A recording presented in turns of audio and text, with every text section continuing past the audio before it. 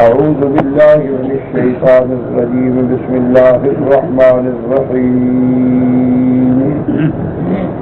أفلم يدبروا القول أم جاءهم ما لم يأت آباءهم الأولين أم لم يعرفوا رسولهم فهم له منكرون أم يقولون به جنة بل جاءهم بالحق وأكثرهم للحق كارهون ولو اتبع الحق أهواءهم لفسدت السماوات والأرض ومن فيهن بل أتيناهم بذكرهم وهم عن ذكرهم معرضون أم تسألهم خرجا فخراج ربك خير وهو خير الرازقين وإنك لتدعوهم إلى صراط مستقيم وإن الذين لا يؤمنون بالآخرة عن الصراط لناكبون ولو رحمناهم وكشفنا ما بهم من ضر لجوا في طغيانهم يعمهون.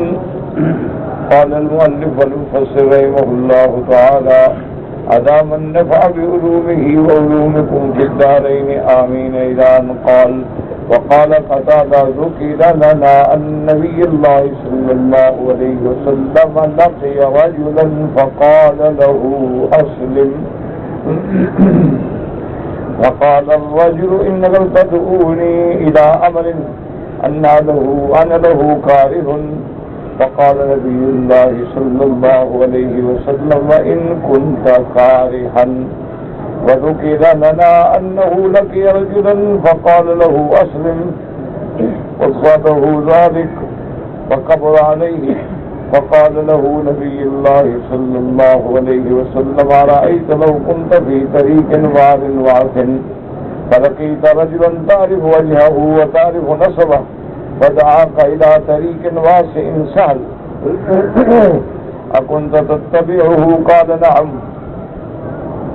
فقال والذي نفس محمد بيده إنك لفي أوعر من ذلك الطريق لو كنت عليه وإني لأدعوك لأسهل من ذلك لو دعيت إليه.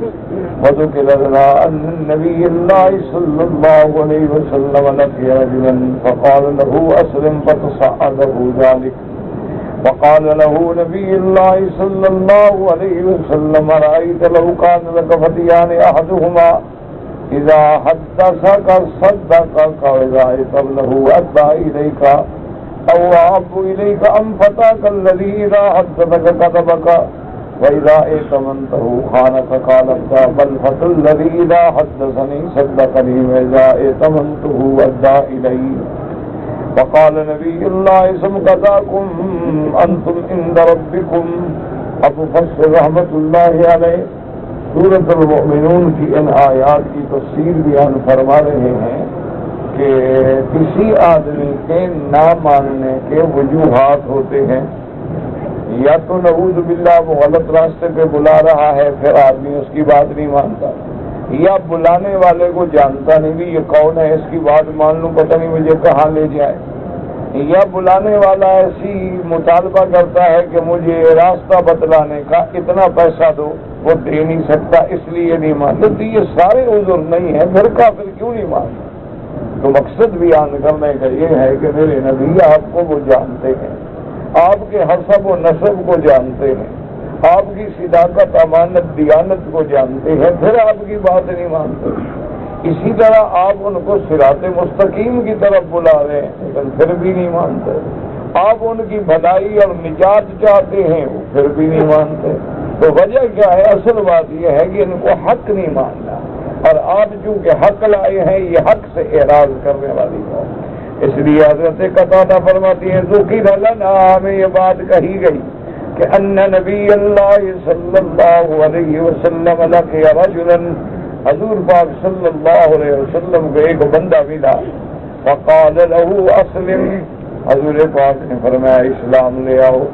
فقال الرجل، وہ کہنے لگا انک لتدعونی الی امر انا له کارہ، کہنے لگا یا رسول اللہ آپ مجھے ایک ایسی بات کی دعوت دے رہے ہیں جس کو میں پسند نہیں کرتا، میں اس کو چاہتا نہیں.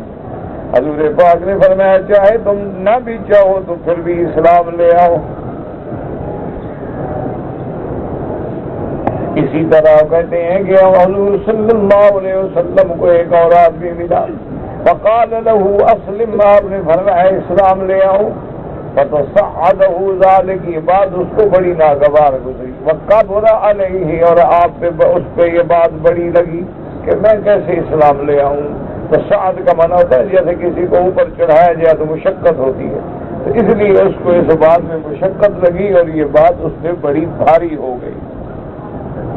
حضور پاک صلی اللہ علیہ وسلم نے فرمایا کہ اچھا تم یہ بتاؤ کہ اگر تم کسی راستے میں ہو اور وہ راستہ ٹیڑھا ہے اور وہ راستہ جو ہے کانٹوں سے بھرا ہوا ہے، وعرن وعصن، فلقیت رجلا، پھر تمہیں ایک ایسا بندہ نظر آ گیا، تعرف وجہہ وتعرف نسبہ، اس کے چہرے کو دیکھ کے آپ نے پہچان لیا کہ فلاں آدمی ہے، اس کے نسب کو بھی جانتے ہو. فدعاک الی طریق واسع سہل، پھر وہ تمہیں ایسے راستے کی طرف بلاتا ہے جو اچھا بھی ہے، بڑا بھی ہے، آسان بھی ہے. اکنت تتبعہ، کیا تم اس کی بات مانو گے یا نہیں مانو گے؟ قال نعم، وہ کہنے لگا ہاں یا رسول اللہ، کہ اگر میں کسی ایسے راستے میں پھنسا ہوں جو تنگ بھی ہے، جو کانٹوں والا بھی ہے، اور مجھے بلانے والا جو ہے اس کو میں پہچانتا بھی ہوں اور مجھے وہ صحیح راستے کی طرف بلا رہا ہے تو کیوں نہ مانوں گا. فقال والذی نفس محمد بیدہ، حضور نے فرمایا مجھے قسم ہے اس ذات پاک کی جس کے قبضہ قدرت میں میری جان ہے، انک لفی اوعر من ذلک الطریق، اب جو تم جس حال میں ہو یہ اس مشکل راستے سے بھی زیادہ مشکل ہے کہ تم کفر میں پڑے ہوئے ہو، یہ تو اس سے زیادہ مشکل ہے. وَإِنِّي لَأَدْعُوكَ لِأَسْهَلَ مِنْ ذَلِكَ، اور میں تمہیں اسلام کی دعوت دیتا ہوں جو بالکل آسان راستہ ہے اگر تم اس دعوت کو قبول کرو. وَذُكِرَ لَنَا أَنَّ نَبِيَّ اللَّهِ صلی اللہ علیہ وسلم لَقِيَ رَجُلًا، آپ کو ایک اور آدمی ملا، فقال له اسلم، حضور نے فرمایا اسلام لاؤ. فتصعده ذلك، اس کو یہ بات مشکل لگی. فقال له نبی اللہ صلی اللہ علیہ وسلم، حضور نے فرمایا اچھا مجھے ایک بات بتلاؤ، اگر تمہارے پاس دو نوکر ہیں، ملازم ہیں، ایک ایسا ہے کہ جو بات کرے سچی بات کرتا ہے اور اگر اس کو پیسے دو تو اس میں خیانت نہیں کرتا بلکہ وہ پورے کے پورے پیسے محفوظ رکھ کے تمہیں واپس کرتا ہے، اور فرمایا کہ وہ بندہ تمہیں پسند ہے، یا وہ ملازم اذا حدثک کذبک، جب بات کرے جھوٹی کرے، وَإِذَا ائْتَمَنْتَهُ خَانَكَ، اگر امانت رکھو پیسہ دو تو خیانت کرے. تو تمہیں دو میں سے کون پسند ہے؟ ایک سچ بولنے والا ہے، امانت والا ہے، خیانت نہیں کرتا، اور ایک جھوٹ بھی بولتا ہے اور بددیانتی بھی کرتا ہے، تو ان دو میں سے تمہیں پسند کون ہے؟ اس نے کہا یا رسول اللہ مجھے وہ بندہ پسند ہے اذا حدثنی صدقنی، جو بات کرے تو سچی کرے، امانت رکھوں تو پوری کرے. وقال نبی اللہ صلی اللہ علیہ وسلم کذاکم انتم عند ربکم، اسی طرح تمہارا حال ہوگا اللہ کے سامنے کہ اگر تم نے بھی سچ کہا، امانت میں خیانت نہ کی، سیدھے رستے پہ چلے تو کامیاب ہو جاؤ گے، اور اگر تم نے اللہ کی توحید کے بجائے شرک بولا، جھوٹ بولا، کفر کیا، اعراض کیا، تباہ ہو جاؤ گے. اب اللہ پاک فرماتے ہیں کہ میرے مدنی صلی اللہ علیہ وسلم اگر آپ ان کی خواہشات کی پیروی کریں تو نتیجہ کیا نکلے گا کہ نظام عالم درہم برہم ہو جائے گا. کافر کہتے تھے حضور آپ ہماری بات مانیں، ہمارے باپ دادے کے راستے پہ چلیں. اللہ نے فرمایا وَلَوِ اتَّبَعَ الْحَقُّ أَهْوَاءَهُمْ لَفَسَدَتِ السَّمَاوَاتُ وَالْأَرْضُ وَمَنْ فِيهِنَّ بل اتیناہم بذکرہم فہم عن ذکرہم معرضون. قال مجاہد الثالث الحق هو اللہ عز وجل، کہ حق سے مراد یہاں اللہ کی ذات پاک ہے۔ اگر اللہ ان کی خواہشات کے مطابق حکم کرے تو نظام عالم ہی درہم برہم ہو جائے۔ یعنی والمراد لو اجابهم اللہ اذا ما فی انفسهم من الہوا، ان کے دلوں کے اندر جو خیالات ہیں، جو من گھڑت عقیدے ہیں، اگر اللہ ان کی بات مان لے وشرع الامور علی وقف ذلک، اور اللہ اپنی شریعت کے احکام ان کی خواہشوں کے مطابق جاری کر دیں، لفسدت السماوات والارض ومن فیہن، تو نظام عالم من فیہن لفساد اہوائہم واختلافها، چونکہ ان کے تو خواہشات بھی الگ ہیں، ہر کافروں کے مطالبے الگ ہیں، اگر اللہ ان کی بات ماننے پہ آ جائے تو پورا نظام عالم ہی درہم برہم ہو جائے۔ کوئی شرک کر رہا ہے، کوئی کفر کر رہا ہے، کوئی گناہوں میں ڈوبا ہوا ہے، کوئی معصیت میں ہے، کوئی نافرمانی میں ہے، فواحش و منکرات میں ہے۔ تو اللہ تبارک و تعالیٰ تو ہمیشہ حق کا بیان فرماتے ہیں، اللہ کی ذات ان کی خواہشات کے تابع تو نہیں چلتی۔ كما أخبر عنهم في قولهم لولا نزل هذا القرآن على رجل من القريتين عظيم، جیسے یہ کافر کہتے تھے کہ اللہ پاک نے اگر قرآن اتارنا بھی تھا، اگر نبوت کا تاج پہنانا تھا تو طائف اور مکے کے کسی بڑے آدمی پہ کیوں نہیں اتارا؟ آپ تو یتیم ہیں، غریب ہیں، مسکین ہیں، اللہ نے آخر آپ کو کیوں چن لے؟ تو اب اگر اللہ ان کی خواہش پر فیصلے کرے تو نظام عالم تو درہم برہم ہو گیا۔ اہم یقسمون رحمت ربک، کیا ان کے ہاتھ میں ہے کہ وہ اللہ کی رحمت کو تقسیم کریں؟ اسی طرح اللہ نے فرمایا قل لو انتم تملکون خزائن رحمت ربی اذا لامسکتم خشیۃ الانفاق، اللہ نے فرمایا اگر تمہارے پاس آسمانوں اور زمینوں کے خزائن بھی ہوں پھر بھی تم بخل کرو گے کہ کہیں خرچ نہ ہو جائے۔ یہ تو وہ مالک ہے نا، دشمنوں کو بھی کھلا رہا ہے اور اپنوں کو بھی کھلا رہا ہے، اس کی رحمتوں سے اور اس کے رزق سے اور اس کی نعمتوں سے سب فائدہ اٹھاتے۔ ام لهم نصیب من الملک فاذا لا يؤتون الناس نقیرا، اگر ان کا کوئی حصہ ہوتا نا اللہ کے ملک میں، یا تو کسی کو دو دھاگے کے برابر بھی نہ دے۔ وہ جو کھجور کے اندر ایک دھاگا سا ہوتا ہے، یہ اتنا بھی خدا کے راستے میں رکھا۔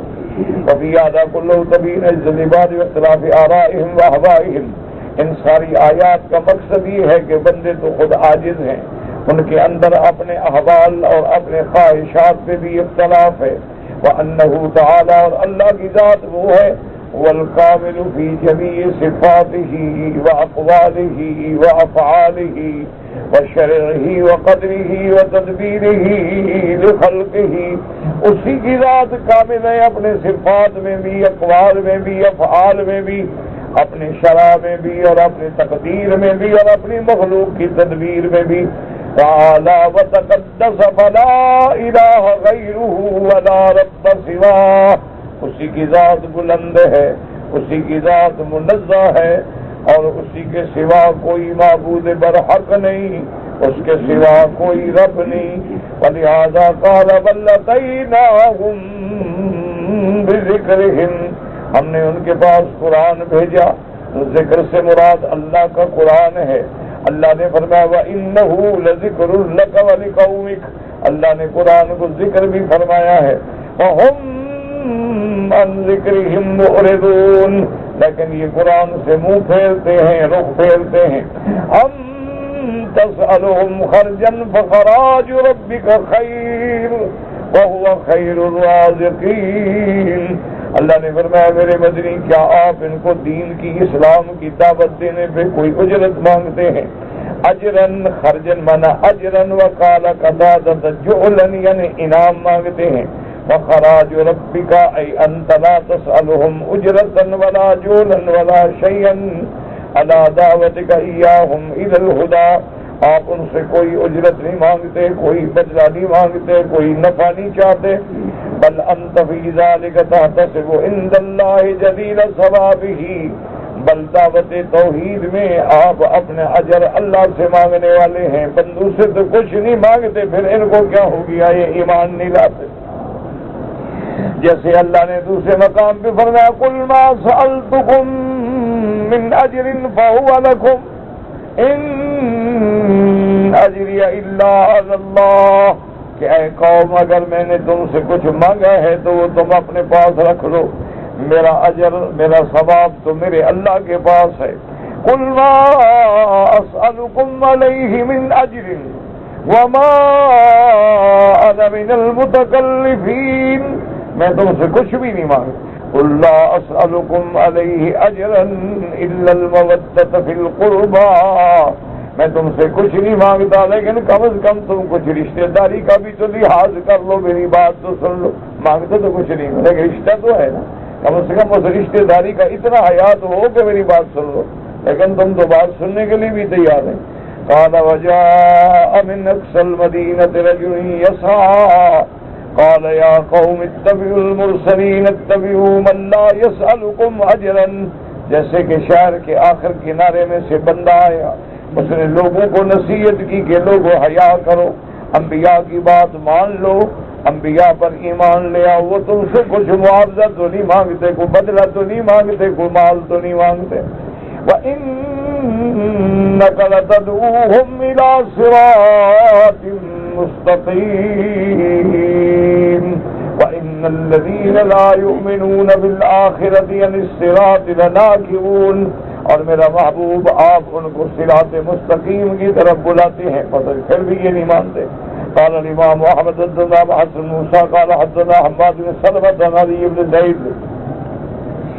علي بن زيد بن جدعان عن يوسف بن مهران عن ابن عباس رضي الله تعالى عنهما أن رسول الله صلى الله عليه وسلم أتاه فيما يرى النائم ملكان فقعد أحدهما عند رجليه والآخر عند رأسه۔ حضرت ابن عباس فرماتے ہیں کہ محبوب خدا، محبوب دو عالم، رحمت دو عالم سیدنا محمد مصطفیٰ صلی اللہ علیہ وسلم نے خواب دیکھا کہ دو فرشتے آتے ہیں، ایک آپ کے پاؤں کی طرف سے بیٹھتا ہے اور ایک آپ کے سرانے کی طرف بیٹھتا ہے۔ فقال الذي عند رجليه للذي عند راسه، اور جو پاؤں کی طرف ہے وہ سرانے والے فرشتے سے کہتا ہے کہ تم مجھے مثال میں بیان کرو حضور صلی اللہ علیہ وسلم کے بارے میں، اضرب مثل هذا ومثل امتی، کہ آپ اور آپ کی امت کا۔ قال ان مثل هذا ومثل امته كمثل قوم صفر انتهوا الى راس مفازة فلم يكن معهم من الزاد ما يقطعون به المفازة ولا ما يرجعون به فبينما هم كذلك إذ أتاهم رجل في هلة حبرة فقال رأيتم إن أوردتكم رياضا وأشبة وهياضا روا فاتبعوني فقالوا نعم قال فانطلق بهم وأوردهم رياضا وأشبة وحياضا روا فأكلوا وشربوا وسمنوا وقال لهم ألم ألفكم على تلك الحال فجعلت لي إن وردت بكم رياضا وأشبة وهياضا روا أن تتبعوني قالوا بلى قال فإن بين أيديكم رياضا أعشب من هذه وهياضا هي أروى من هذه فاتبعوني قال فقالت طائفة صدق والله لنتبعنه وقالت طائفة قد رضينا بهذا نقيم عليه۔ تو اس نے فرشتے نے کہا دوسرے سے کہ مثال میں سمجھاؤ، تو اس نے کہا کہ آپ کی مثال اور آپ کی امت کی مثال ایسے ہے جیسے کہ کوئی قوم سفر پہ نکلے اور وہ جنگل میں پہنچ جائے جہاں عین راس و مفازت، بعض علماء فرماتے ہیں مفازہ سے مراد ہے صحرا۔ اس کو مفازہ کیوں کہا جاتا ہے؟ تفاعل ہوتا ہے تاکہ بندہ سالم گزر جائے۔ جیسے کسی کو اللہ معاف کرے سانپ ڈس جائے نا تو لغت عربی میں کہتے ہیں سلیم، حالانکہ معنی تو ہے لدیغ، لدیغ معنی جس کو سانپ نے ڈسا ہو، لیکن لغات عرب میں اس کو کہتے ہیں سلیم، سلیم معنی تفاعل ہوتا ہے کہ انشاءاللہ خیر ہے، سلامتی ہوگی، خیر ہوگی۔ تو یہ تفاعل ہوتا ہے کہ زبان سے ایسا کلمہ نکالا جائے کہ جس کے اندر خیر ہی خیر ہو. اسی لیے آپ دیکھیں کہ عرب زبان میں، لغت عرب میں اور اس ماحول میں ماشاءاللہ ان کی کلمات ایسے ہیں کہ جن میں دعا ہی دعا ہوتی ہے. جب بھی کسی آدمی کو ملیں گے تو السلام علیکم، یہ بھی تو دعا ہے کہ تم پر سلامتی ہو. اچھا، السلام علیکم کرنے کے بعد اس کو کہیں گے کہ صباح الخیر، اللہ تمہاری صبح خیر سے کرے. اچھا، مساء الخیر، اسی طرح کہیں گے اہلن و سہلن، یعنی اتیت اہلن و وتیت سہلن، کہ بھئی تم اپنے گھر آئے ہو یار، تمہارے لیے بالکل ہر چیز حاضر ہے، زمین نرم ہے، گھر حاضر ہے، تو اس میں بھی. اچھا، اسی طرح اگر آپ اس کو کوئی کہیں گے کہ اچھا جی میں اب جا رہا ہوں، تو کہیں گے فی امان اللہ، تم اللہ کی امان میں ہو. اچھا، اگر وہ پوری حدیث یاد ہے کہ استودعکم اللہ دینکم وخواتیم عملکم. اچھا، اسی طرح آدمی آپ کوئی بات کریں گے جس سے اس کو خوشی ہو تو وہ کہے گا بیض اللہ وجہک، اللہ تو یہ بھی خوش رکھے، تیرے چہرے کو بھی روشن کر دے. اور اسی طرح اگر کسی بچے کو دیکھیں گے تو فوراً کہیں گے ماشاء اللہ لا حول ولا قوت الا باللہ، تاکہ اس کو نظر بد نہ لگے. اللہ کا نام لیں گے فوراً ان کے زبان سے ان کے لیے دعا نکلے گی. اسی طرح اگر آپ اس کو کوئی چیز دیں گے تو وہ کہیں گے کہ بارک اللہ، اللہ آپ کو بھی برکت عطا فرمائے. اچھا، آپ کو اگر کوئی صدمہ ہے، موت ہے، حیات ہے، وہ آئیں گے تعزیت کے لیے تو کہیں گے عظم اللہ اجرک، اللہ تمہارا ثواب اور بڑھا دے، کہ تم پر مصیبت آئی ہے تو مصیبت میں اجر ملتا ہے، تو اللہ تبارک و تعالیٰ تمہارا اجر جو ہے وہ اور زیادہ بڑھا دے. اور اسی طرح یعنی کوئی کلمہ بھی ان کا دیکھیں سب میں دعا ہی دعا ہے، خیر ہی خیر ہے، رحمت ہی رحمت ہے. اور اس کا نتیجہ یہ ہوتا ہے کہ بھئی آدمی جب کوئی گھڑی مبارک ہوتی ہے زبان سے لفظ نکلتا ہے اور کامیاب ہو جاتا ہے. اسی کے حیاکم اللہ کیف حالکم، اللہ یسلمک، اہلا و سہلا، بارک اللہ کیف حالک، کیف اہلک، کیف عیال، کیف اصبحتم، کیف سفرتم، اصبتم سوءا، تو تکلیف تو نہیں ہوئی آپ کو کوئی رستے میں. تو ہر کلمے میں خیر. اور ہمارے ماشاءاللہ جو زبان ہے نا وہ ایسی ہم نے بنا لی ہے کہ ہر کلمے میں منافقت ہے، ہر کلمے میں دھوکہ ہے، ہر کلمے میں جھوٹ ہے، خوشامد ہے، اور بلا وجہ بڑے آدمیوں کو بڑھاوا دینا ہے اور حقیقت کوئی نہیں ہوتی. اندر سے کہہ رہا ہوتا ہے کہ یار دیکھو یہ بڑا شکل ہے، بڑا اس کرسی پہ بیٹھنے کی، سبحان اللہ ماشاء اللہ آج تو آپ بڑے ماشاءاللہ بہت خوبصورت لگ رہے ہیں. دل میں کہہ رہے گا دیکھو یار کالا بھی جھنگا ہے، پتہ نہیں کہاں سے آگے بیٹھ گئے، کیا کریں کام جو ہے اس کے پاس، ظاہراً تو کہنا ہے خوشامد تو کرنی ہے. تو یہ ہماری تو زبان ہی ایسی ہو گئی ہے کہ ہماری زبان سے ماں سوا برائی کے کچھ نکلتا ہی، ماں سوا بد دعاؤں کے کچھ نکلتا ہے. کسی کا نام اگر چھوڑو یار لعنت بھیجو اس کو، وہ بھائی وہ فلاں، او یار میں اس کو بھی جانتا ہوں بڑا بدبخت ہے، چپ بھائی فلاں مولوی کو چھوڑو یار، ان مولویوں کا ہمیں پتہ ہے. یعنی مجال ہے کسی کے بارے میں کلمہ خیر کا. انا للہ و انا الیہ راجعون. اللہ معاف فرمائے، اللہ معاف. بہرحال اب دیکھیں کہ حضور پاک جب وہ قوم جو تھی ان کے پاس سفر کا کھانا پینا بھی ختم اور پانی بھی ختم، اب اتنا بڑا صحرا وہ کیسے عبور کریں، اور نہ اتنا خرچہ ہے کہ چلو آگے نہ جائیں واپس تو آ جائیں، واپس بھی نہیں آ سکتے. فبینما ہم کذالک، وہ اسی حال میں پریشان کھڑے ہیں کہ اب کیا کریں، نہ پانی ہے، نہ کھانے پینے کا سامان ہے، اور آگے طویل صحرا ہے، نہ آگے جا سکتے ہیں نہ واپس ہو سکتے، کریں کیا. اذ اتاہم رجل، ایک آدمی آتا ہے فی حلۃ حبرہ، وہ بڑا قیمتی، بعض علماء فرماتے ہیں مزین، حبر کہتے ہیں زینت والا، خوبصورت. اسی لیے علماء کو بھی کہتے ہیں نا احبار. احبار حبر سے ہے کہ علماء جو ہیں وہ قوم کی زینت ہوتے ہیں. جس قوم میں عالم ہوتا ہے اس قوم کا شرف ہوتا ہے کہ فلاں قوم کا عالم، فلاں قوم کا عالم ہے. اور بعض علماء کہتے ہیں کہ احبار حبر سے، جیسے سیاہی کا لکھا ہوا قیامت تک باقی رہتا ہے، علماء کی باتیں بھی قیامت تک باقی رہتی.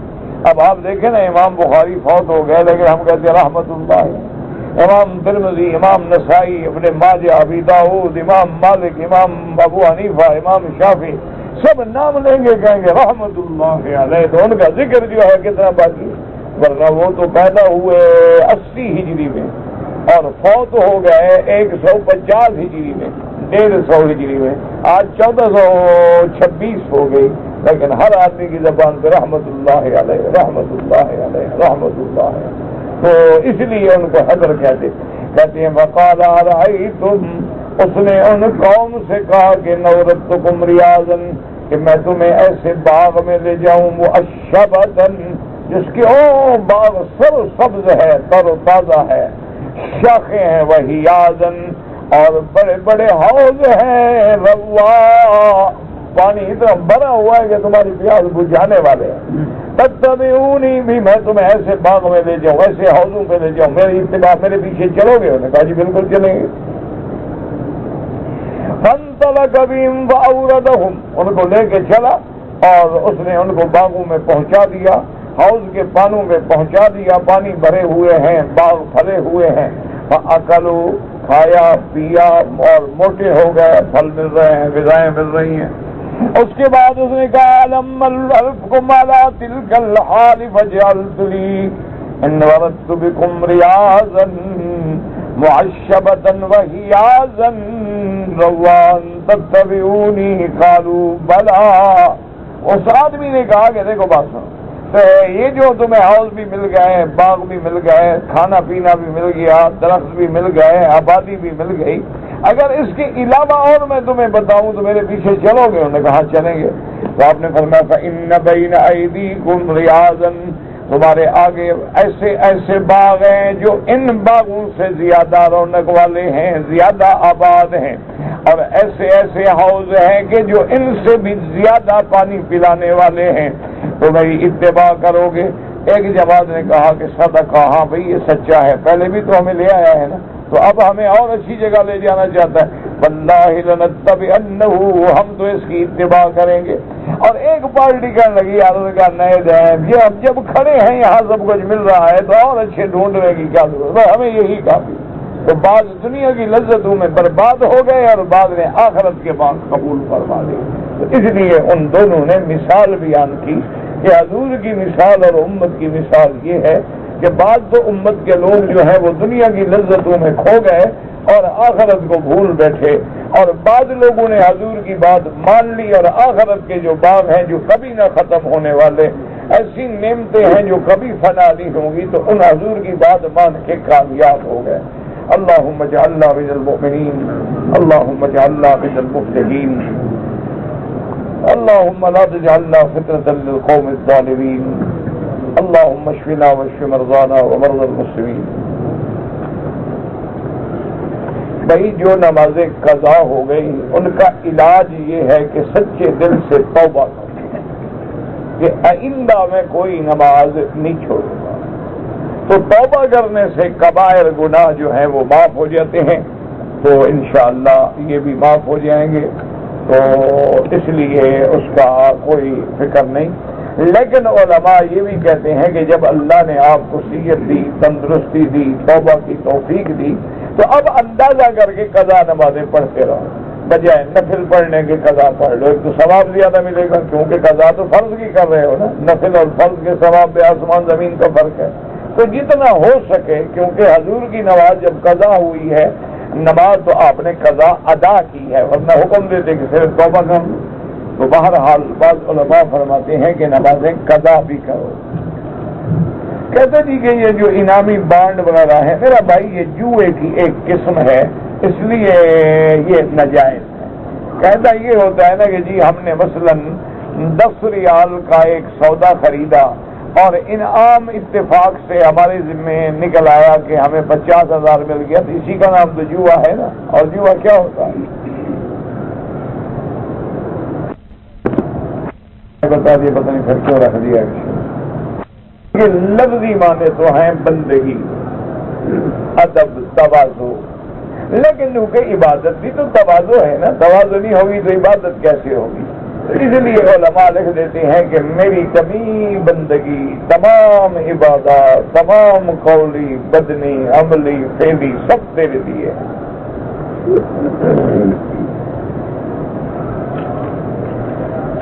کہتے جی کہ اشہد ان لا الہ الا اللہ، کہ جب آدمی کہتا ہے میں گواہی دیتا ہوں کوئی معبود برحق نہیں مگر اللہ، تو گواہی تو وہ دیتا ہے جس نے دیکھا ہو۔ یہ کس نے کہا ہے آپ کو؟ نہیں، یہ آپ کو کس نے کہا ہے کہ دیکھنے کے بغیر گواہی نہیں ہوتی؟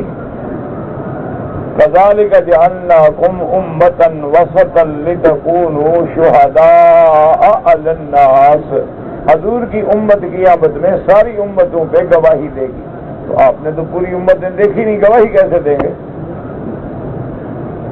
اللہ نے حضور کی امت کو تمام امتوں پہ گواہ بنایا، تو جب گواہی دیں گے تو وہ امتیں بھی کہیں گی کہ یا اللہ یہ تو ہمارے بعد آئے، کبھی ہمیں ملے بھی نہیں۔ انہوں نے کہا ہمیں حضور محمد مصطفیٰ نے فرمایا ہے، تو ہم حضور کی زبان پہ گواہی دے رہے ہیں۔ اس لیے کبھی گواہی جو ہے ایک ایسی بات، چاہے ہم نے نہ دیکھی ہو، لیکن خبر دینے والا اتنا سچا ہے کہ جس کی صداقت میں کوئی شبہ نہیں ہو سکتا، تو اس کے فرمان پہ بھی ہم گواہی دیں گے۔ دوسرا یہ ہوتا ہے کہ جیسے ایک دہریہ نے، کدھر ہے، آپ نے ایک آدمی سے کہا کہ بھئی کو تھوڑی سی چینی اور ایک پانی کا گلاس لے آؤ، شربت بنانی ہے، وہ لے آئے۔ اب دہریہ مذاق بنا رہے، دیکھو یار یہ مسلمانوں کا اتنا بڑا امام ہے، میں کہتا ہوں خدا دکھاؤ یہ شربت پینا کا تیاری کر رہا ہے۔ تو بہرحال وہ پانی آ گیا، چینی آ گئی، تو آپ نے فرمایا یہ کیا ہے؟ اس کا پانی ہے۔ یہ کیا ہے؟ چینی ہے۔ آپ نے اس کو اندر ڈال کے ہلا دیا، جب وہ بالکل ہل گئی، شربت بن گئی، آپ نے فرمایا اب چینی کہاں ہے؟ انہوں نے کہا چینی تو نظر نہیں آتی۔ تو انہوں نے کہا نظر نہیں آتی تو پھر کیسے مانے گے چینی ہے؟ ہم نے کہا اللہ کے بندے جب پیئیں گے میٹھا لگے گا تو میٹھا ہونا دلیل ہے کہ اس میں چینی ہے۔ تو نے کہا یہ کائنات دلیل نہیں ہے کہ خدا ہے، پانی میٹھا ہو جائے تو دلیل ہے، لیکن اگر یہ سارا عالم بنا ہوا ہمارے سامنے ہو تو یہ دلیل نہیں کہ اس کا بھی کوئی بنانے والا ہے۔ تو انہوں نے کہا ہاں بھائی بات ٹھیک ہے۔ تو بہرحال یہ بات کو غلط فہمی ہے کہ گواہی صرف دیں گے اور گواہی دیں گے۔ ہمیں حضور نے جو بتلا دیا ہے، اللہ نے قرآن میں بتلا دیا ہے۔ اسی طرح حضور پاک نے ایک دفعہ ایک اعرابی سے ایک اونٹ خریدا، اونٹ بالکل بچہ اونٹ پر جوان، تو حضور پیسے لینے کے لیے گئے، اس کو پیسے زیادہ مل گیا، اس کے اللہ کے بندے نے کسی دوسرے کو بیچ دیا۔ جب حضور آئے تو ہم نے فرمایا بھی پیسے لو، نے کہا میں نے تو آپ کو بیچا ہی نہیں۔ حضور نے فرمایا اللہ کے بندے تم نے مجھے بیچا ہے؟ انہوں نے کہا یا رسول اللہ ماں بیچ کا بھی شاہد گواہ ہے۔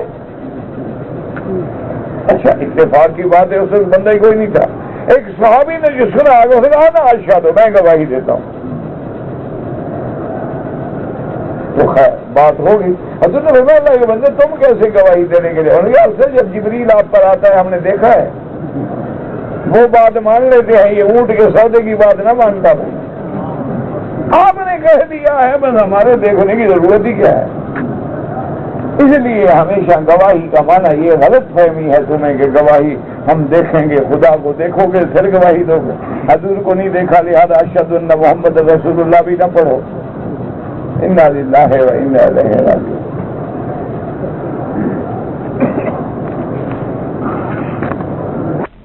اشہد ان لا الہ الا اللہ، اسی طرح آپ دیکھو نا کہ جیسے اللہ کا قرآن میں کہتے ہیں الم تر کیف فعل ربک باصحاب الفیل، اللہ نے فرمایا میرے بدری کیا آپ نے نہیں دیکھا کہ ہم نے ہاتھی والوں کے ساتھ کیا کیا؟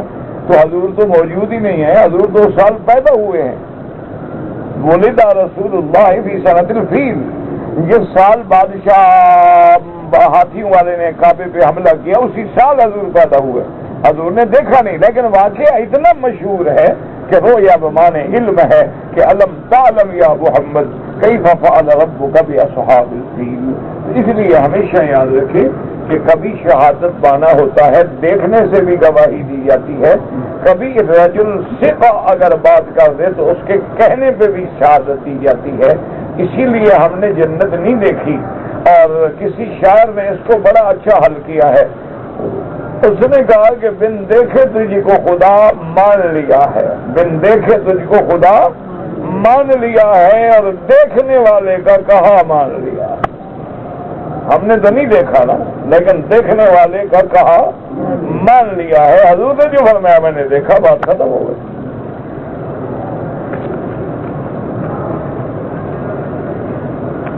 آدمی مرنے کے بعد کتنے دن تک عذاب قبر ہوتا ہے؟ دعا کرو 1 منٹ بھی نہ ہو. باقی اللہ کی مرضی ہے, کچھ دن پوچھ کے اللہ عذاب کریں گے.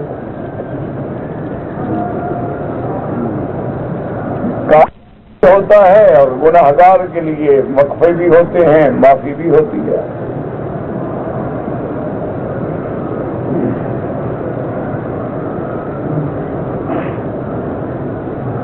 مجھے بہن نے بکرا صدقہ کرنے کے لیے 1000 روپے دیے تھے جو مجھ سے خرچ ہو گئے. اب میں صرف بکرا خرید کر کے صدقہ, بالکل آپ کے پاس ان کی امانت ہے, حقوق العباد ہے, فوراً بکرا خریدے. میں اپنے تمام دوستوں کے لیے ایک عمرہ کر سکتا ہوں؟ نہیں کر سکتے. آپ اپنے لیے کر کے ان کے لیے دعا کر دیں. میرے ایک دوست کی بیوی اور بیٹی بیمار ہیں, اللہ ہر بیمار پہ رحم فرما, ہمارے بیماروں پہ بھی رحم فرما, یا اللہ ہر بیماری دور فرما. کہتے جی کہ انسان کا روح جو ہے مرنے کے بعد علیین میں ہوتا ہے یا قبر میں جسم کے ساتھ ہوتا ہے.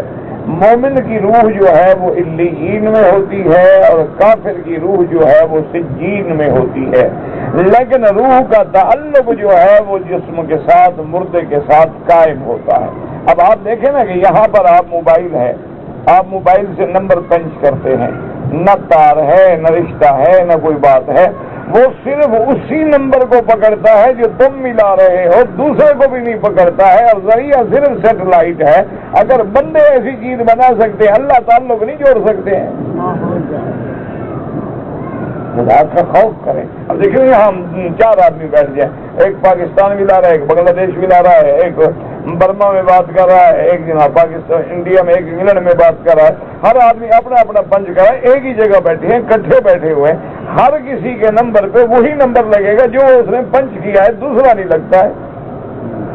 تو اگر انسانوں کی بنائی ہوئی چیز اتنا امتیاز کر سکتی ہے تو اللہ تبارک و تعالی روح کا تعلق جو ہے وہ جسم کے ساتھ نہیں جوڑ سکتے ہیں. بڑی پابندی ہے, بڑی مشکل ہے.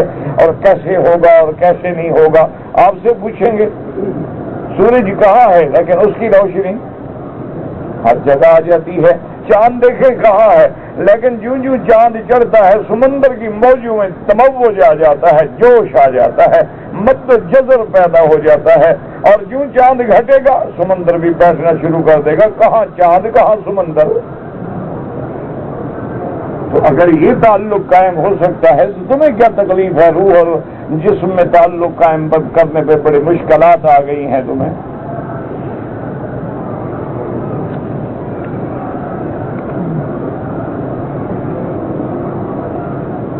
اگر کسی آدمی نے اپنی بہو کے ساتھ نعوذ باللہ برا فعل کیا تو بیٹے پہ بھی حرام ہو گئی, اور اس کے لیے تو ویسے بھی حرام تھی. انا للہ و انا الیہ راجعون. نماز جنازہ میں ایک طرف سلام پھیرو تو جائز ہے اور 2 طرف پھیرو تو جائز ہے. دونوں حدیث میں موجود ہیں, کوئی مسئلہ نہیں جھگڑے والا.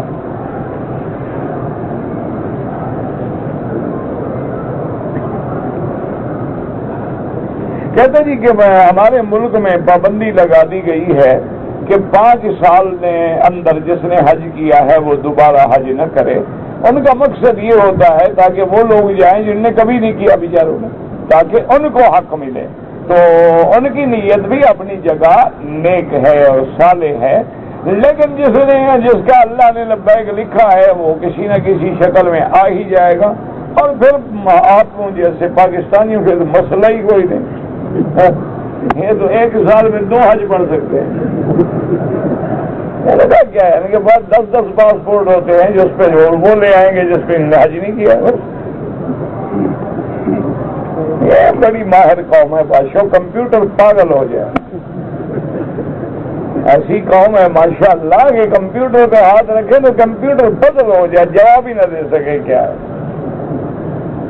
ولی الامر کی اجازت کے بغیر نکاح نہ کریں۔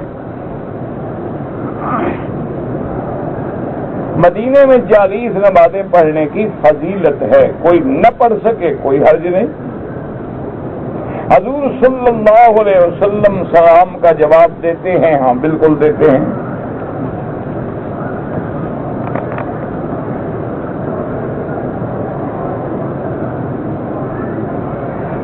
مکے میں رہتے ہوئے طواف زیادہ کرو، جتنی دیر عمرے میں لگاؤ، مثلا عمرہ کرنے میں آپ کے 2 گھنٹے لگتے ہیں، 2 گھنٹے آپ طواف کرتے رہیں تو اس کا ثواب اس عمرے سے زیادہ ہے۔ اصل وہ عمرہ ہوتا ہے جو آدمی اپنے ملک سے آتے ہوئے کرے، یا مدینہ منورہ سے آتے ہوئے کرے، یا طائف سے آتے ہوئے میقات سے عمرہ کرے۔ یہ مسجد عائشہ یا جیرانہ امام ابو حنیفہ رحمۃ اللہ علیہ، امام شافعی رحمۃ اللہ علیہ کے نزدیک جائز ہے عمرہ، لیکن اب طواف سب کے نزدیک افضل ہے۔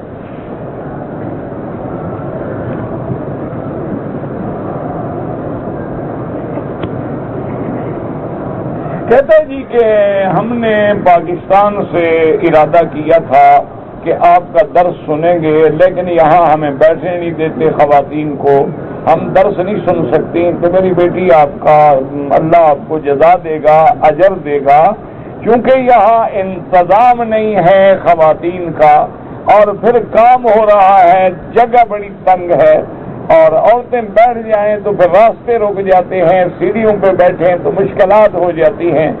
تو اس کا آسان حل یہ ہے کہ آپ کیسٹ لے کے سن لیا کریں، اور تو میں کچھ نہیں کہہ سکتا۔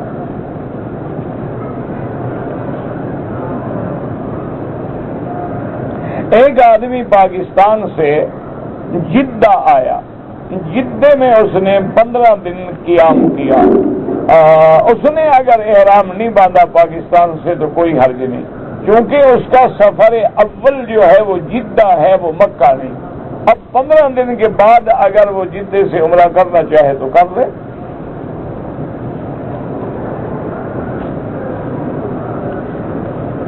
کہتے جی کہ پان کھانا جو ہے اچھا، تمباکو نہ ڈالیں تو اس کے بغیر بھی تو فضول خرچی ہے نا۔ تمباکو کوئی غذا تو نہیں ہے کہ اس کے بغیر بندہ مر جاتا ہے، فضول خرچی بھی تو ناجائز ہے۔ بلا وجہ ان چیزوں سے بچیں، اس میں تمباکو نہیں ہوگا اور بلائیں تو ہوں گی نا۔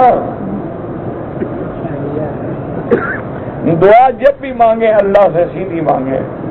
شرک کے ایک شرک اکبر ہے اور ایک شرک اصغر ہے، جیسے ریا ہے یہ شرک اصغر ہے۔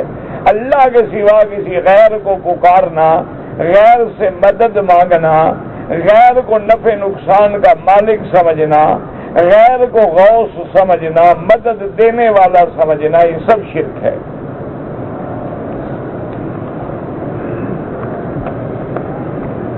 اگر ایک آدمی عمرے پہ آیا، پاکستان واپس چلا گیا، ٹھیک ہے میرا بھائی، حج تو تب فرض ہو نا جب آنا رہنا ہمارے ہاتھ میں ہو، جب قانون اجازت نہیں دیتا ہم مجبور ہیں۔ کہتے جی کہ اگر بیوی حاملہ ہے، حمل کی صورت میں ہے، تو خاوند کس مدت تک مل سکتا ہے؟ بالکل آخری دن تک بھی مل سکتا ہے، لیکن اگر کسی لیڈی ڈاکٹر نے کوئی وجہ ہے، عذر ہے، منع کیا ہے تو الگ بات ہے۔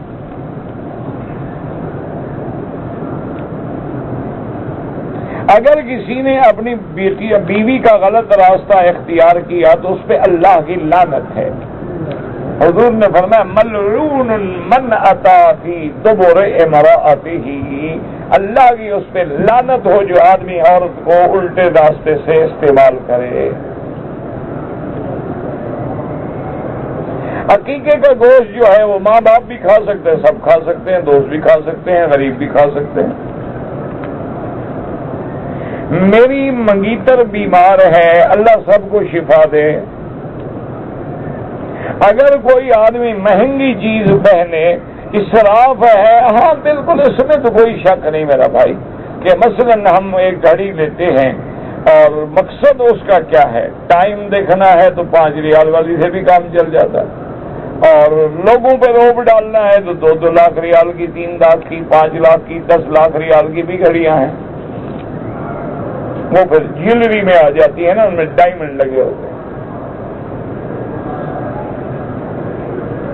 یہ آپ کے موبائل ٹیلی فون جو ہے نا، یہ ایک آیا، اس کی قیمت ہے 1 ملین ریال، 10 لاکھ۔ تم تو یہ 50 ریال والا لے کے ہماری نمازیں خراب کرتے ہو نا۔ تم نے تو گانا سننا ہے، موسیقی سننی ہے، تمہیں موبائل سے تھوڑا کام ہے۔ اب 10 لاکھ ریال خرچوں پتہ لگے کیا ہے اس پہ، انہوں نے جو بنایا ڈائمنڈ لگا دیے ہیں، 10 لاکھ کا ہو گیا۔ عورتوں کے لیے سونا حرام ہے، بالکل حلال ہے۔ کون کہتا ہے حرام؟ مردوں کے لیے حرام ہے، عورتوں کے لیے حلال ہے۔ زکات، ہاں زکات تو دینی پڑے گی، سونا پہنے گی تو زکات تو دے گی۔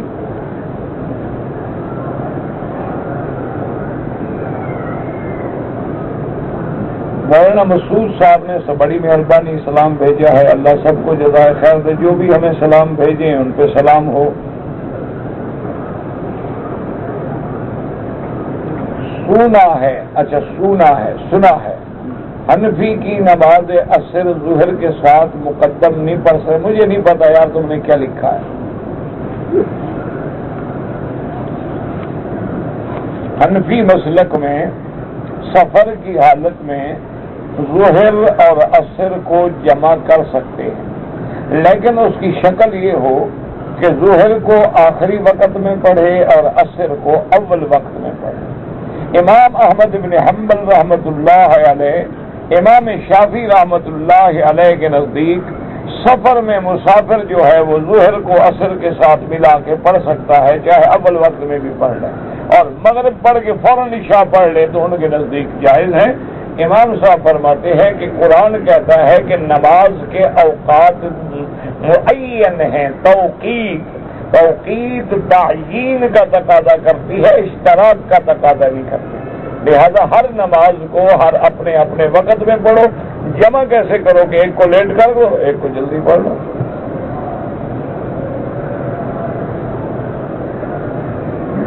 کہتے میرے والد صاحب فوت ہو گئے ہیں، مجھے ان کا خیال رہتا ہے اور پریشان رہتا ہے، ان کے لیے دعا کرو، طواف کرو، مغفرت کرو، سب نے مرنا ہے۔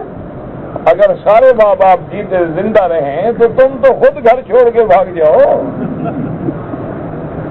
ایمان سے کہو، اگر آج ہمارا دادا، دادے کا دادا، پردادا، نانا، نانے کا نانا، نانی کی نانی، دادی کی دادی سب زندہ ہوتے، تم گھر میں رہتے؟ تم تو ایک دادے سے پریشان ہوتے، 4 دادے اکٹھے ہو جاتے۔ اور موت بھی رحمت ہے، موت میں بھی اللہ کی حکمتیں ہیں، جیسے زندگی رحمت ہے موت بھی رحمت ہے۔ بس دعا کر موت ایمان پہ ہو، اللہ عزت کی موت دے، اللہ ذلت کی موت سے بچائے۔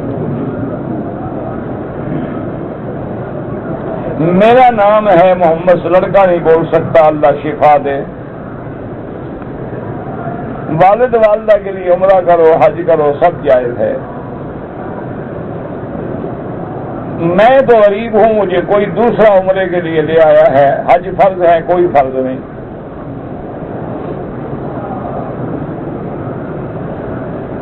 میں نے کراچی سے عمرے کے لیے آیا، 7 چکروں کے بجائے 6 مرتبہ طواف کیا، 1 دن کے بعد دوبارہ دوسرا طواف کیا، میرا عمرہ ہو گیا۔ ہاں عمرہ تو ہو گیا آپ کا، کیونکہ زیادہ چکر ہو گئے تھے۔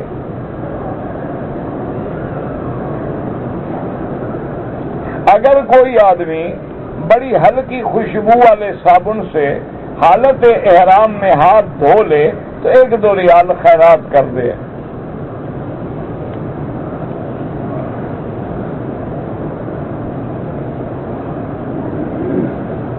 خدا کی پتہ نہیں کیا ہے سنی، خدا کے بجائے اللہ کہیں، میرا بھائی اللہ کہو تو افضل ہے، خدا ترجمہ ہے ہر زبان کا۔ جیسے اب دیکھو نا، کہتے ہو جبرائیل، کیا مانا؟ عبداللہ۔ جبر مانا عبد، ایل مانا اللہ، میکائیل مانا عبداللہ۔ اسرافیل مانا عبداللہ، اسرائیل مانا عبداللہ. اسی طرح آپ کہتے ہیں سہارتو، سکارنو مانا عبداللہ. تو یہ ترجمہ ہوتا ہے، خدا کہہ دے اللہ کہہ دے تو مسئلہ ہے.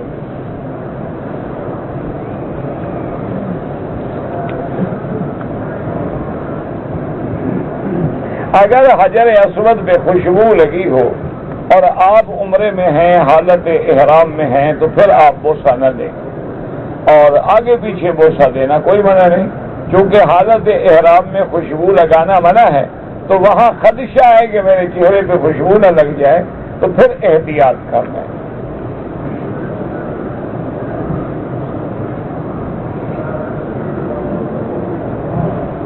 ایمان نہیں، ایمان. تم ایمان نہیں سمجھتے تو میں کیسے بتاؤں؟ ایمان، الف یا میم الف نون، ایمان.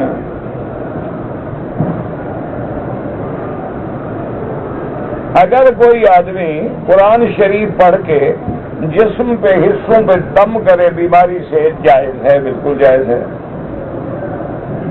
اگر کوئی آدمی قرآن کی آیات لکھ کر گلے میں بطور تعویذ ڈالے، وہ بعض علماء اجازت دیتے ہیں، وہ کہتے ہیں کہ شرکیہ تعویذ ڈالنا، منتر جنتر، وہ تو حرام ہے، لیکن قرآن کی آیات یا حدیث کی دعائیں لکھ کے گلے میں ڈالے تو جائز ہے.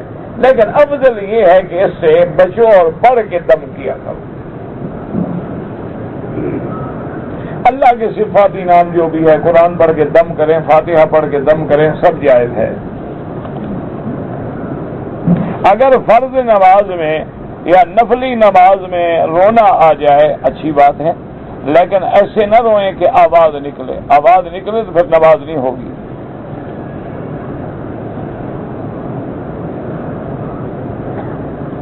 کہتے جی کہ تمام عبادتیں تو اللہ کے لیے ہیں.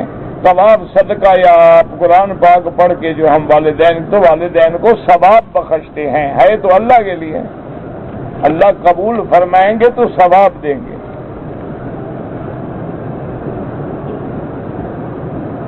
سماویہ نور، وہ تو پتہ نہیں کیا آپ نے لکھا ہے، سماویہ نور.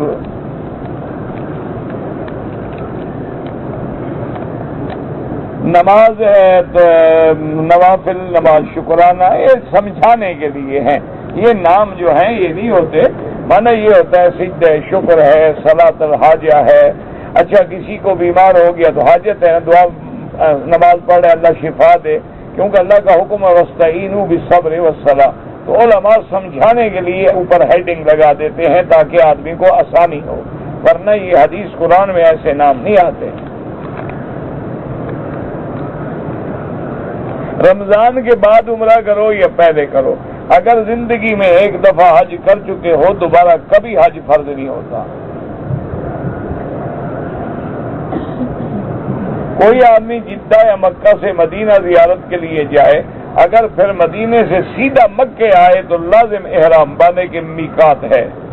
اس کی بیٹری ختم ہو گئی نا، اللہ کی مہربانی ہے. اگر آدمی وطر اس لیے چھوڑے کہ تہجد کے بعد پڑھوں گا، لیکن وہ بیچارہ سو گیا، فجر بھی قضا ہو گئی، تو فجر کی بھی قضا کرے، اور امام ابو حنیفہ رحمۃ اللہ علیہ کے نزدیک وطر کی بھی قضا کرے.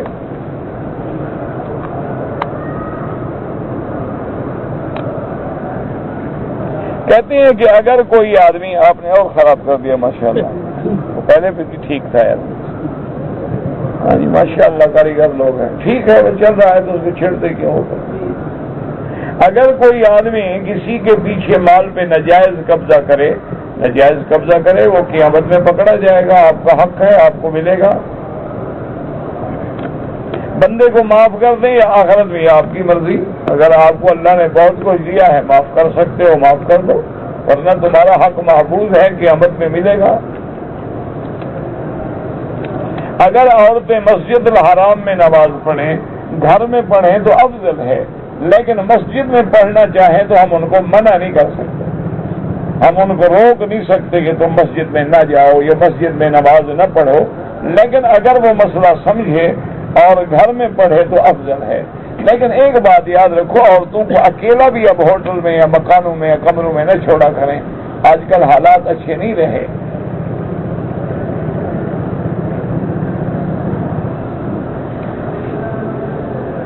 کہتے ہیں جی کہ اردو ترجمے والے قرآن نہیں ملتے تو آپ درخواست لکھ کے دفتر جو ہے وہاں جا کے دیں۔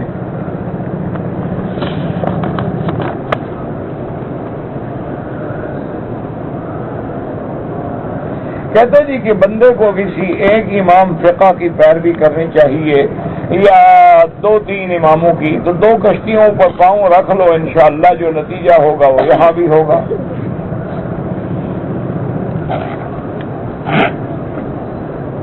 کولڈ میرج کرنا جو ہے یہ میرج بھی غلط ہے، اور کولڈ جو تمہارے ملک میں ہے وہ بھی برٹش لا پہ ہیں، اس لیے کوئی جائز نہیں، وہ کوئی اسلامی عدالتیں تھوڑی ہیں۔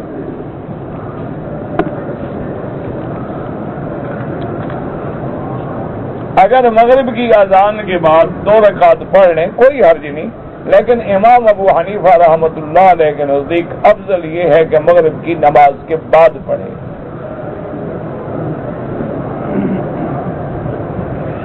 کہتے ہیں کہ دریا میں جہاز غائب ہو جاتے ہیں، آپ نے وہاں جانا ہے بلا؟ اس کا نام ہے برمودا مثلث ٹرائنگل۔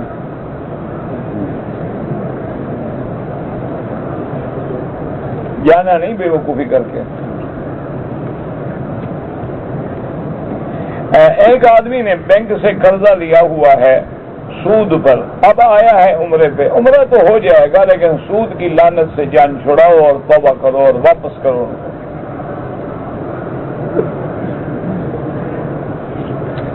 میری بیٹی کی عمر 12 سال ہے جس کو میں اپنے ساتھ عمرے پہ لایا ہوں، تو اس پہ حج فرض ہوگا؟ دیکھو اگر وہ پیسہ ہے، دولت مند ہے تو حج فرض ہوگا جب بالغ ہوگی۔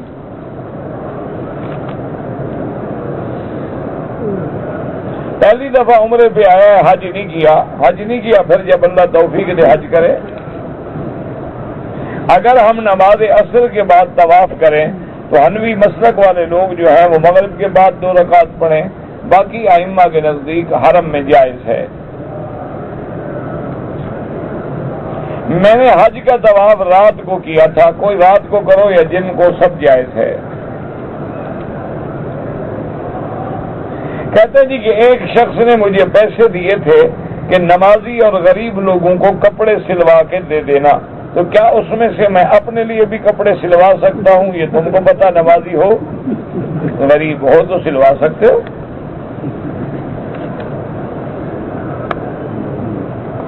یہ کسی حدیث سے ثابت ہے کہ سود کی رقم سے مسجد کے باتھ روم، میرا بھائی ہر بات میں حدیث کا مطالبہ کرنا بھی عقل نہیں ہوتا۔ اسی طرح اگر کوئی ہر بات میں مطالبہ کرے کہ قرآن سے ثابت کرو، پھر کیا کرو گے؟ وہ کہے کہ عشاء کی 4 رکعتیں قرآن سے بتلاؤ، پھر کیسے بتاؤ؟ تو لازمی بات ہے کہ پھر ہم حدیث کا رخ لیں گے، اور حدیث کے بعد اگر کوئی مسئلہ ہوگا تو اجماع صحابہ سے لیں گے، قیاس سے لیں گے۔ تو مسئلہ علماء نے یہ لکھا ہے کہ ہم نے اتفاقاً پیسے بینک میں رکھے، اس پہ سود کی رقم آ گئی، تو اب اگر ہم اس سود کو چھوڑتے ہیں تو بینک والے تو پہلے حرام کھانے کے عادی ہیں، ان کے پیٹ میں اور ہم نے ڈال دیا، تو اب نتیجہ کیا؟ ہم لے لیں۔ جب ہم لے لیں تو اب کیا کریں بھائی؟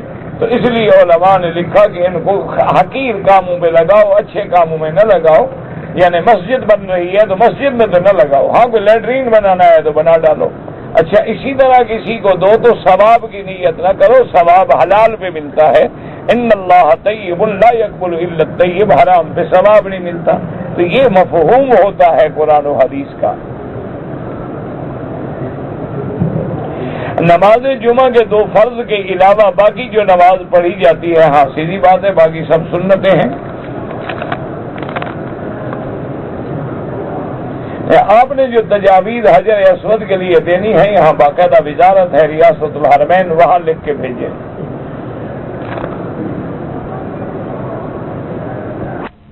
کہ حمام میں صابن ہو، یہ بھی لکھیں کہ تولیہ بھی ایک حاجی کے لیے لگائیں،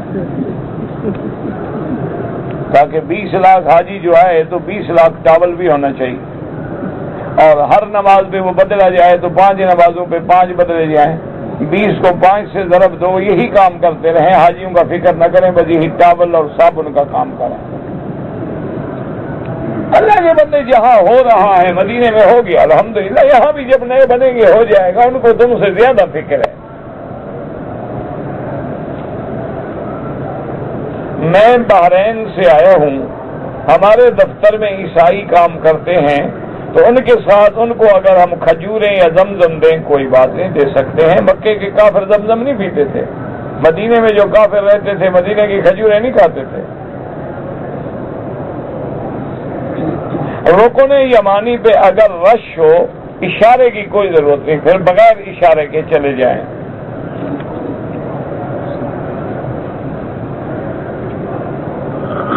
کہتے جی کہ ایک آدمی نے مجھ سے قرضہ لیا تھا، لیکن اس نے مجھے واپس نہیں کیا، مجھے مجبوراً کورٹ میں جانا پڑا، مقدمہ کر کے میں نے وہ خرچہ لیا ہے، تو اب جو میرا خرچہ ہوا ہے وکیل کا غیرہ کا، شرعاً یہ بھی اس کے ذمہ ہے، سبب تو وہی بنا ہے نا۔ اگر مرد ہاتھ میں انگوٹھی پہنے، کوئی نیلم یا پتھر، کوئی حرج نہیں، لیکن سونا نہ ہو۔ حرم میں جنازہ جب پڑھا جاتا ہے بالغ نابالغ کا، ہمیں پتہ نہیں لگتا، نہ لگے پتہ، امام کی نیت جو ہے وہ ہماری نیت ہے، اور صغیرنا و کبیرنا و ذکرنا و انثانا دعا میں سب موجود ہے۔